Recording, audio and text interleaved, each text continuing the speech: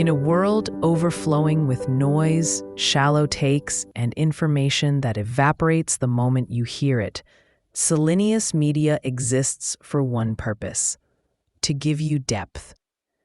Whether the subject is philosophy, psychology, history, science, artificial intelligence, literature, or the shape of the future, every series we publish is built on one idea: that thinking clearly is a form of survival.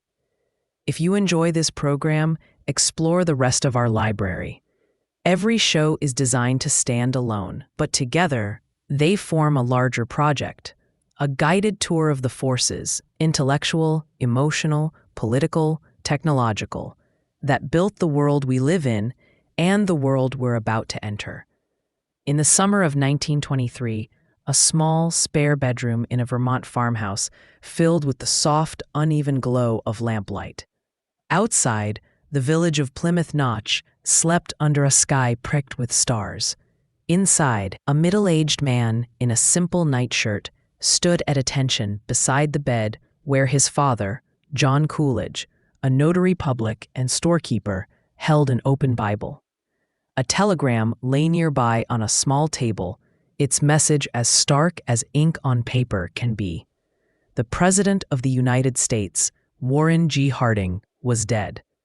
The Vice President, Calvin Coolidge, who had come home to visit his father and escape the Washington heat, was now, by law and by fate, the new president. There was no grand ceremony, no band, no cheering crowds. At 2:47 a.m. on August 3, 1923, in that quiet, lamp-lit bedroom, John Coolidge administered the oath of office to his son. Calvin placed his hand on the Bible, repeated the words of the presidential oath, and then, as later accounts have it, went back to bed. The image is so stark that it feels almost mythical, the country pivoting from one presidency to another, not in a marble hall, but in a farmhouse above a village store. It captures something essential about Calvin Coolidge. In an era of roaring markets, jazz clubs, and exuberant consumerism, he remained spare, restrained, almost austere. The nation would come to know him as Silent Cal, the man of few words whose very brevity seemed like a political philosophy. Yet behind that stillness lay a complicated story, a childhood shaped by frugality and loss, a careful climb through Massachusetts politics, a crisis in Boston that made him a national figure, and a presidency that both embodied the optimism of the 1920s and helped set the conditions for the crash that followed. Calvin Coolidge was born on July 4, 1872, in Plymouth Notch, Vermont, a coincidence of date that would later adorn campaign posters and biographies. His birthday seemed to tie him symbolically to the nation itself, but his early life could not have been more modest. The Coolidge home was a white wood-frame building attached to his father's general store. The family raised crops, tended animals, and learned early that money was scarce and nothing should be wasted. His mother, Victoria, was gentle and often ill. She died when Calvin was 12. His younger sister also died young. These losses carved a quiet grief into him that never really left. His father, John, was a figure straight out of New England republicanism, a farmer, storekeeper, justice of the peace, and sort of unofficial mayor of everything within walking distance. He believed in duty, thrift, and honesty, and he expected his son to carry those values. As a boy, Calvin was serious, reserved, and observant.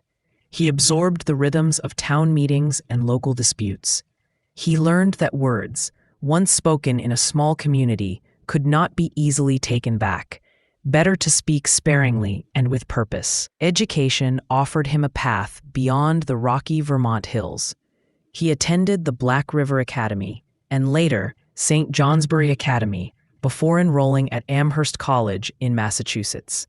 At Amherst, his classmates discovered a young man who was not flashy but persistent. He joined the debating society, edited the student newspaper, and cultivated a dry, understated wit. A professor, Charles Garman, influenced him deeply, teaching a blend of moral philosophy and practical ethics that reinforced Coolidge's belief in personal responsibility and limited but principled government. After graduating in 1895, Coolidge moved to Northampton, Massachusetts, read law in a local firm, and set up his own practice. Northampton was a small but bustling industrial town with textile mills and a diverse population.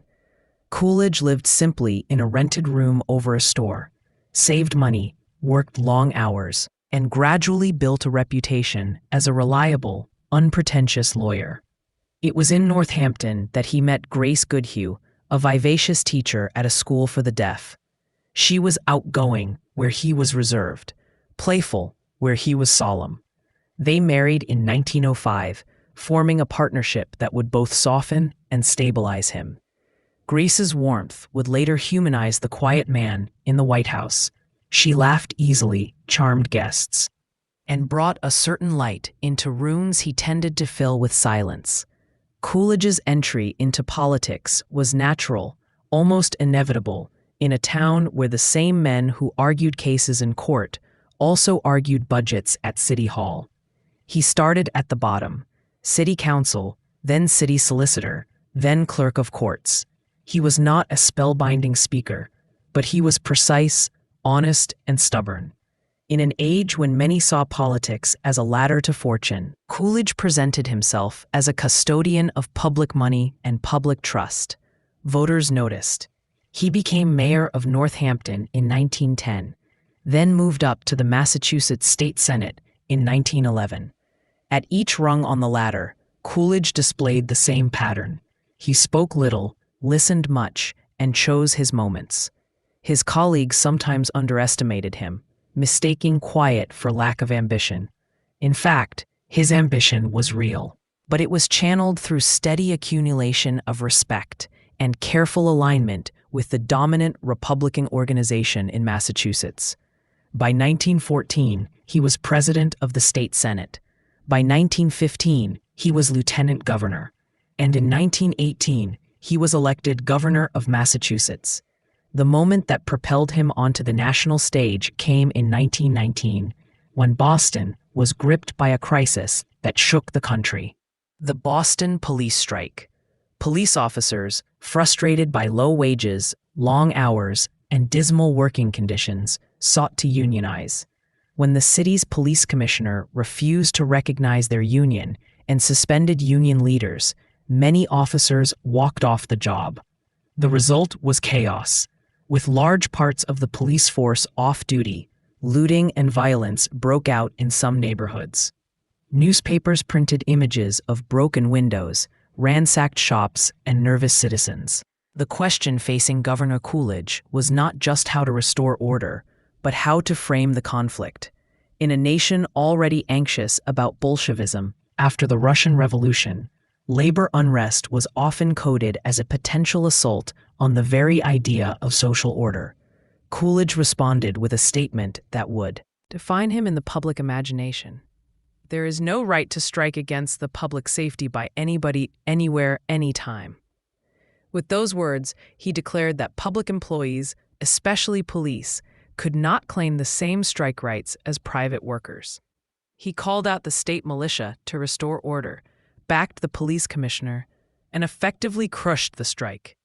Many of the striking officers were barred from returning to their jobs. The decision was controversial among labor advocates, but it electrified conservatives and moderates across the country who feared social disorder. Newspapers praised Coolidge as a defender of law and order. Telegrams poured into his office. The Republican Party, looking ahead to national contests, took note of this quiet New England governor who had stood firm when the streets of a major city seemed to wobble. 2 years later, when Warren G. Harding needed a running mate to balance the Republican ticket in 1920, party leaders saw advantages in picking Coolidge. Harding was a genial Ohio senator with a talent for broad reassurance. Coolidge was a man whose record suggested firmness and restraint. Together, they represented stability. The Harding-Coolidge ticket won in a landslide. Coolidge assumed the vice presidency in March 1921, a role that at the time carried little formal power and even less prestige. He presided over the Senate, sat in on meetings, and mostly stayed out of the spotlight. Then, in August 1923, his life turned on that telegram in Vermont. Once sworn in, Coolidge traveled back to Washington and addressed the nation. He made clear that he intended to continue Harding's general policies, but he also moved quietly to distance himself from some of Harding's more problematic associates. As investigations into the Teapot Dome scandal and other abuses in the Harding administration gained momentum, Coolidge adopted a strategy that combined cooperation with carefully controlled outrage. He allowed the legal process to unfold. Cabinet members implicated in wrongdoing were pushed out or prosecuted. He did not defend the indefensible, but neither did he turn his presidency into a crusade against the past. Instead, he projected calm competence, signaling that the government would function, budgets would be balanced, and the economy would be encouraged to grow. Coolidge's economic philosophy crystallized in a phrase that would be quoted and misquoted for decades. The chief business of the American people is business. He believed that prosperity came from private enterprise, not government schemes, and that the federal government's primary economic responsibilities were to keep taxes low, budgets balanced, and interference minimal. He embraced Treasury Secretary Andrew Mellon's program of tax cuts, especially for higher incomes and corporations, arguing that lower rates would unleash investment and ultimately benefit the whole country. During his presidency, Congress enacted significant reductions in income tax rates. At the same time, the federal government ran budget surpluses and paid down portions of the World War I debt. These policies, along with global conditions and technological developments, helped fuel the booming economy of the mid-1920s. Automobiles rolled off assembly lines in ever greater numbers. Radios flowed into living rooms. Electric appliances, department stores, and installment credit transformed everyday life. The stock market climbed steadily. In the eyes of many contemporaries, Coolidge presided over a golden age of business. His minimalist approach fit the mood. A government that stayed out of the way while the country got rich. Yet the prosperity of the 1920s was uneven. Farmers, in particular, suffered. During World War I, European demand for American grain and livestock had soared, leading to expanded acreage and heavy borrowing for new equipment. After the war, European agriculture revived and global prices fell. American farmers found themselves trapped between debt and declining incomes. Farm foreclosures rose. Rural discontent simmered. Congress responded with proposals like the McNary-Haugen Bill, which aimed to have the federal government buy surplus farm products and sell them abroad, effectively stabilizing prices. Coolidge vetoed these measures. He believed they violated the principle of limited government and would entangle the state in complex market manipulations. "Farmers never have made much money," he once said with characteristic bluntness. A statement that sounded to many like indifference. In truth, he saw the farm crisis through a lens of individual adjustment rather than structural intervention. The result was that while urban Americans reveled in new wealth, rural America felt increasingly left behind, a tension that would echo long after his presidency ended. On social issues, Coolidge's record was mixed.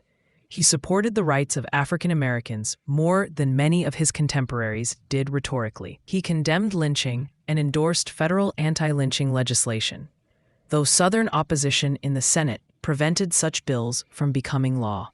He appointed some Black Americans to federal posts and spoke of them as citizens deserving of equal protection under the law. But he did not invest substantial political capital in forcing through civil rights reforms. His preference for restraint and limited federal power curved around into inaction in the face of deep injustice. In immigration, however, he backed restrictions that reflected the nativist mood of the 1920s. The Immigration Act of 1924 established tight quotas that sharply limited arrivals from Southern and Eastern Europe and effectively excluded Asian immigrants. The law rested on pseudoscientific ideas about racial hierarchies and fears that undesirable foreigners would dilute American stock. Coolidge signed the act, expressing the view that America had the right to decide who to admit and how many. In so doing, he lent presidential weight to a regime of exclusion that would shape immigration patterns for decades. Here again, a cool restraint that appealed to many voters also masked a willingness to enshrine popular prejudices into law. One area where his administration took a more generous turn was in relations with Native Americans. In 1924, the Indian Citizenship Act granted U.S. citizenship to all Native Americans born within the territorial United States. The move did not undo the deep harms of land seizures, boarding schools, and broken treaties, and many Native communities remained under the heavy hand of the Bureau of Indian Affairs. Still, the act symbolically recognized Native peoples as full citizens, a shift from the older view that they were external nations to be controlled or assimilated. Coolidge posed for photographs with Native delegations, sometimes dressed in traditional regalia, signaling at least a symbolic embrace of their inclusion in the American polity. In foreign policy, Coolidge's instincts were cautious and multilateral in limited ways. He continued Harding's support for arms limitation and backed the Kellogg-Briand Pact of 1928, an agreement among many nations renouncing war as an instrument of national policy. The pact had no enforcement mechanism and would later be mocked as naive, but at the time it reflected a genuine desire to find legal and moral frameworks to prevent another world war. Coolidge, ever wary of grand crusades, preferred such legalistic incremental steps to sweeping international commitments like the League of Nations, which the Senate had rejected before he took office. Coolidge's personal style in the White House was unlike that of almost any other modern president. He kept a strict schedule, went to bed early, and took long naps. He was frugal with words. At state dinners and social events, he often sat silently while others filled the air with chatter.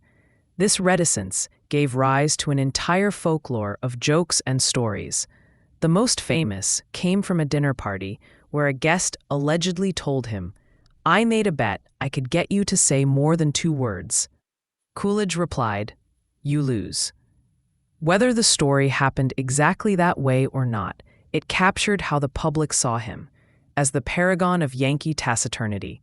Satirists had fun with it, but many ordinary Americans found it oddly reassuring. After decades of fiery rhetoric from progressive reformers and wartime presidents, there was something comforting about a leader who did not constantly insert himself into every controversy. His very quietness seemed like an anchor, yet the silence also hid an internal sorrow. In 1924, shortly after Coolidge secured the Republican nomination in his own right, tragedy struck the family. His younger son, Calvin Jr., developed a blister on his toe while playing tennis on the White House courts without socks. The blister became infected. In an age before antibiotics, the infection spread. Within days, the boy was gravely ill. Within weeks, he was dead. The loss devastated the president. Coolidge later wrote that when his son died, the power and glory of the presidency went with him. The man who had always been reserved became, by many accounts, even more withdrawn. The country saw the same thin smile and formal photographs, but those close to him sensed a deeper detachment. Still, during the 1924 campaign, the economy's strength and Coolidge's image as a steady steward carried him to an easy victory. He defeated Democrat John W. Davis and Progressive Party candidate Robert La Follette, winning a broad mandate to continue his policies. The phrase "keep cool" with Coolidge adorned buttons and banners. It promised precisely what the electorate wanted: no drama, no upheaval, just more of the same steady prosperity. By the late 1920s, however, signs of imbalance lurked beneath the boom. Stock speculation soared. Brokers allowed customers to buy shares on margin with minimal down payments, magnifying risk. Industrial productivity grew faster than wages in some sectors, raising questions about who could buy the ever-increasing stream of goods. Internationally, reparations and war debts tangled Europe's finances. These issues were not unique to Coolidge. They were features of the larger economic order. But his philosophy of minimal intervention meant that he did little to counter them. The stock market soared. His administration saw it as evidence of health, not as a potential warning. In August 1927, during a stay at his beloved Black Hills retreat in South Dakota, Coolidge summoned reporters. They expected a routine briefing. Instead, the president handed them a simple typewritten statement. "I do not choose to run for president in 1928. The sentence, like the man, was concise, unadorned, and final. He offered little elaboration. Some speculated that he was tired, others that he feared a third term would strain the office or his health. Whatever the mix of motives, the decision surprised political insiders but fit his pattern. Coolidge had never sought to cling to power for its own sake. Having served a partial term and then a full one, he stepped aside. He returned to Northampton in 1929, just as the economic forces he had presided over reached their breaking point. In October of that year, the stock market crashed. Banks failed. Unemployment soared. The Great Depression began. Coolidge, now a private citizen, watched as his successor, Herbert Hoover, struggled to contain the disaster. Some critics later blamed Coolidge's policies, especially his light regulatory touch and enthusiasm for tax cuts, for exaggerating the bubble that burst. Others argued that no one at the time, of any party, fully understood the systemic vulnerabilities of the new industrial capitalism. Coolidge himself remained mostly silent in public, writing occasional newspaper pieces and his autobiography, but refusing to join the chorus of Monday morning quarterbacks. He died on January 5, 1933, at the age of 60, in his Northampton home, just weeks before Franklin Delano Roosevelt would take office and embark on the New Deal, a project that represented in many ways a repudiation of Coolidge's philosophy of government. The contrast between the two men, Coolidge the minimalist and Roosevelt the activist, became a touchstone in debates about the proper role of the federal state.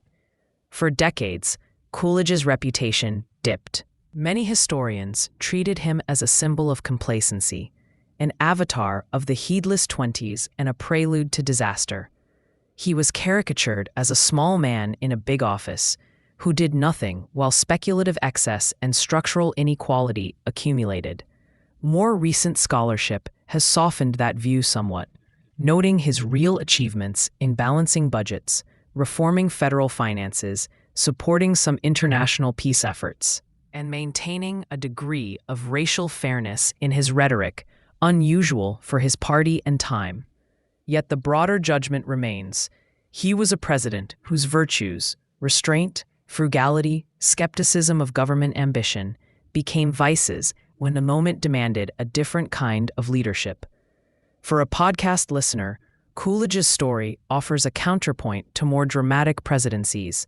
There are no fireside chats, no new deals, no wars won or lost. Instead, there is the steady hum of an administration that mainly tried to stay out of the way. His life invites questions about what citizens want from their leaders. After Wilson's crusading idealism and Harding's scandal-touched goodwill, Americans in the 1920s craved calm. Coolidge gave them that. But calm can conceal risk. The very quiet that soothed the public also allowed fragile structures to stand uninspected until they fell. And yet the figure of Calvin Coolidge endures, not only as a cautionary tale, but as a reminder that austerity has its own appeal. In a time when presidents are expected to fill every space with words, His silence is striking. Boy from Plymouth Notch, who grew up counting pennies and words alike, carried his small-town virtues into the grandest of offices. He believed, with unwavering conviction, that the less government did, the better. For a while, it seemed to work. It is the task of history, and of listeners, to decide whether that quiet was wisdom, blindness, or some uneasy blend of both.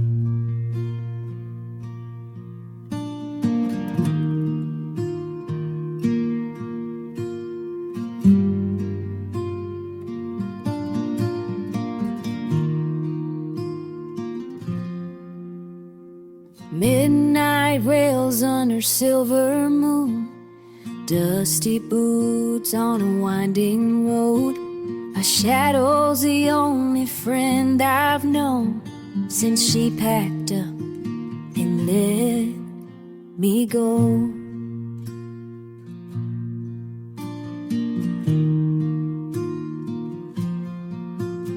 Empty whiskey bottle on the seat, her laugh still echoes in my bones. Saddle's heavy with memories. I ride alone where the wind still blows. Nowhere else to be, nowhere else to be, nowhere else to be.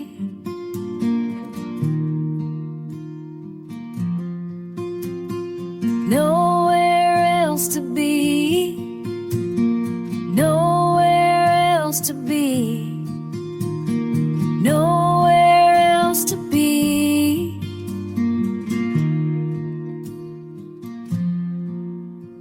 Sunrise paints the horizon gold, but it don't warm a lonesome soul. Every town I pass feels half her size. Every trail's haunted by goodbye. I whisper prayers to open skies, hoping someday my heart'll find a brand new path beyond the pain, where broken hearts can heal in time. Nowhere else to be, nowhere else to be, nowhere else to be.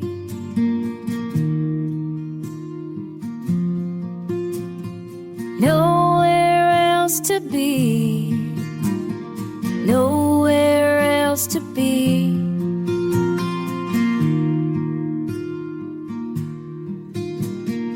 No